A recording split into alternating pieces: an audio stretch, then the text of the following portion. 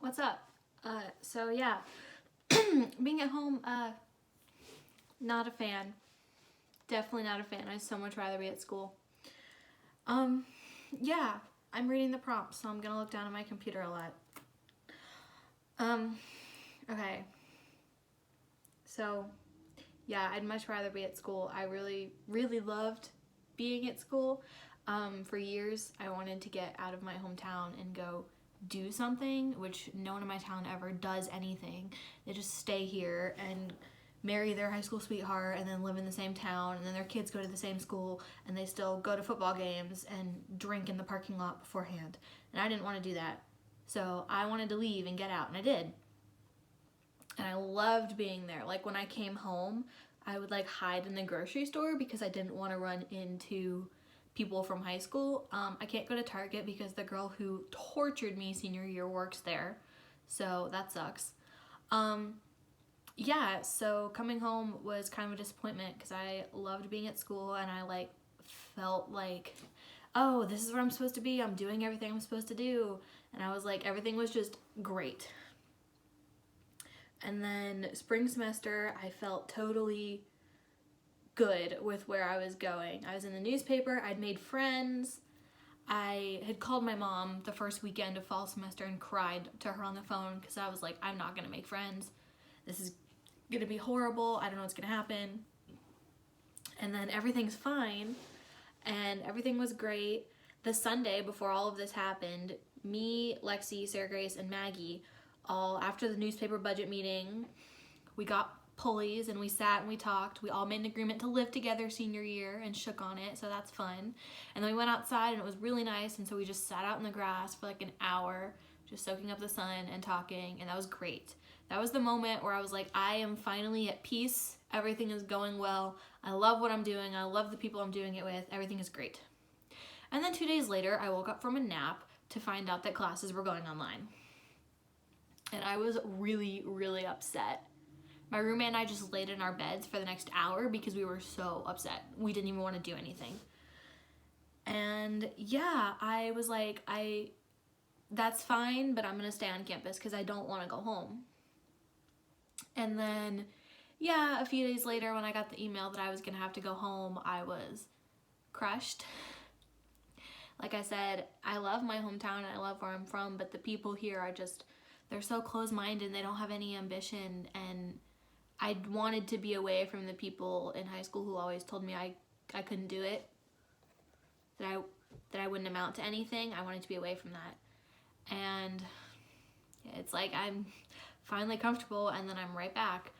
And yeah, it kind of sucked. The weekend I left, I was going to do a pageant. So I left Friday morning and I was in the car ride home when I got the email that classes were going online. So I turned around because we had just left, and I went back to my dorm and I packed up a few things and then left, but I didn't take a lot. My dad drives a convertible Mustang, so it doesn't have a lot of trunk space. So I just took some clothes and what I needed. Went and did the pageant Saturday. I didn't even win, so that's sad. Yeah, don't get me started on that. Yeah, and then they restricted travel back to campus. So my stuff is still there. My entire dorm room is still there. Luckily, thank goodness, I brought home my textbooks and my laptop and enough clothes to last me a couple weeks that I just keep washing and re-wearing over and over and over again. Yeah, so now with the stay-at-home order extended, I have absolutely no idea when I'm gonna get back to campus and get all my stuff, and that's sad. But I'm surviving.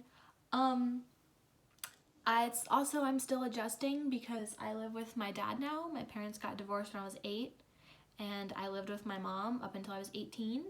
And then this is a long story, so I'll tell the short part. In June, about 2 weeks after I graduated high school, she got diagnosed with Guillain-Barré syndrome, which is a disease that attacks your nervous system. And so she was in the hospital in intensive care for about a week. We almost lost her. And then she got better. They figured out what it was. She was in inpatient rehab for about 6 weeks, and then now she's still in outpatient rehab. So that was rough. I was balancing a job, an internship, and while my mom was gone and in the hospital, I was driving back and forth to see her. I was taking care of a house and 2 dogs all by myself. I didn't want to take help from anybody because, you know, I'm stubborn and I convinced everyone I was completely fine. Yeah, so she's getting better, but we had to sell our house that I'd lived in since I was 11. Two boys I went to high school with actually bought it, which was really upsetting me for a while, but now it's kind of cool because I'm friends with them, so I still get to see my house. Yeah, she moved in with my grandparents. I had to pack up everything when I came home for fall break. My fall break was spent packing up my entire house. And then I moved in permanently with my dad, which is fine. I love living with my dad. But I haven't lived with him 100% of the time since my parents were still married, which was 12 years ago. So that's an adjustment. I was here over J-term, but my room was still packed up. So now not only am I facing coming back and leaving school, but I'm also kind of adjusting to a new normal still. And that's weird. It's kind of like I have to deal with 2 things at once. Yeah, so what have I learned about myself? I touched on it a little bit, but this year was really, really rough. So when this is just me like telling you everything that's happened to me in the past year. So in May, before that, when I was a senior, I had my heart set on going to either Northwestern or Georgetown. I got waitlisted at Georgetown, rejected from Northwestern, and I got waitlisted at like 6 different other schools. And I did not want to be in Ohio. I wanted to go to a big school that no one had ever gone to and do something great. And I am doing good things, but it was rough, you know, this whole plan I had for my future didn't work out. But then, you know, I committed to Miami and I'm super happy with that decision, and I really don't think I could have ended up anywhere better. And then in May, my boyfriend of almost a year dumped me over the phone at midnight one night. During AP testing week, I might add. That was a low blow. I think that's why I failed my calc test. Also, I can't do calculus. Anyways, so there was that. And then in June, my mom got sick, and I was balancing everything I just told you about. And then in August, a friend from high school passed away really, really unexpectedly. He was at band camp. He was 15. I got the call when I was at my internship and drove myself 45 minutes home just to be with my friend. That was a bad idea. His funeral was about 3 days before I moved in. Yeah, I did not think I was gonna cry in this video. Yeah, so that was really rough. And so I almost didn't go to school. I didn't want to go because I felt like I needed to be here. I needed to be with my mom. I needed to be with my friends who had a funeral for their best friend on Monday and started high school on Tuesday. And I felt like I needed to be here. But, you know, everyone in my life was super supportive, and they said, you need to go to school. Go. Do it. You don't need to feel responsible for everything that's going on here. So it was this weird dynamic going, you know, all for years and years wanting to get out of my hometown and wanting to go. And then all of a sudden, right when I'm about to leave, I feel like I can't. And, you know, I did. I came to school. And I loved it. And I felt kind of bad because I was like, well, everyone at home is going through all this stuff, but, you know, everyone is super supportive, and they said, just because there are hard things going on, it doesn't mean that you can't live your life. You don't need to feel guilty and like you need to be here. And, you know, my mom got better. She was in a wheelchair because she had to completely relearn how to walk again, and now she can walk with just a cane, so that's really good. My friends are getting better. They started a scholarship foundation for Brayden, my friend that passed away. And everything's getting better. And now it's kind of like I was at school, and it was my chance to get away from everything that was happening and everything that was going on, and it was my chance to live my own life. And now it's kind of like that got cut short, and I'm back here, and I'm just reminded of everything. And, you know, even though it's not as bad, as hard things aren't going on, we're healing and recovering, it's still kind of like I'm not out living my own life anymore, and I feel responsible again for everything that's going on. And you know, I love that I get to see my mom and my dad and my family. I have a cousin who was born in June, so I get to see her.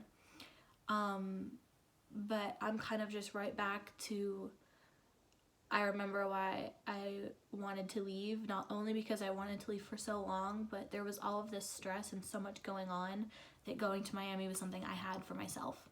And for once, I got to focus on myself. After a whole summer of taking care of everyone else and dealing with literally anything that could go wrong,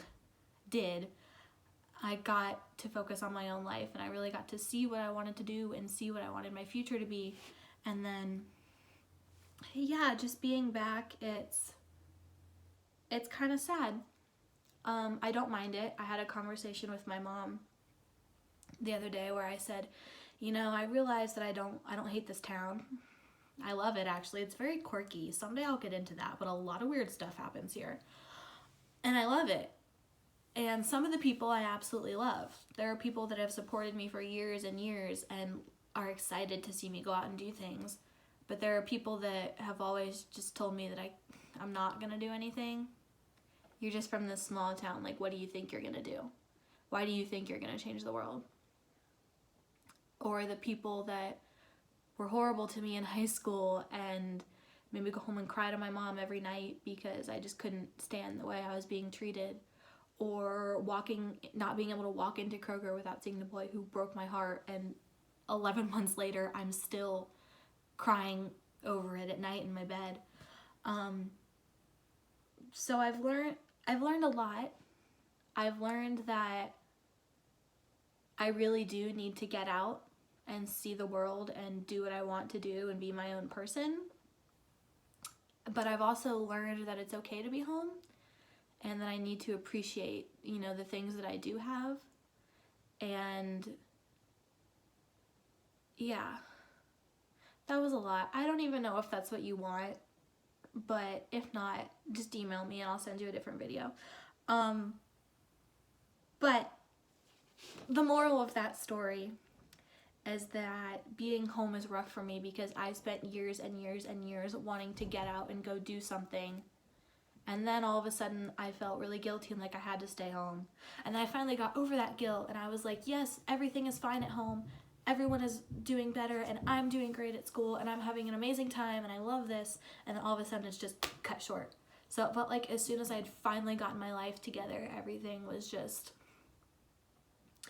over. And you know, I know it's only for a short time and my mom constantly says everyone's going through the same thing, but it doesn't make it any easier, I guess. So yeah, that was a lot of rambling, and that was just kind of everything that I'm feeling. Yeah, it didn't even all have to do with coronavirus, but I guess how I would sum that up is that it was a really hard year, and then it finally got great, and then all of a sudden it was back to what is the worst possible case scenario? That's gonna happen. So I mean, I'm probably kind of used to it by now, but yeah.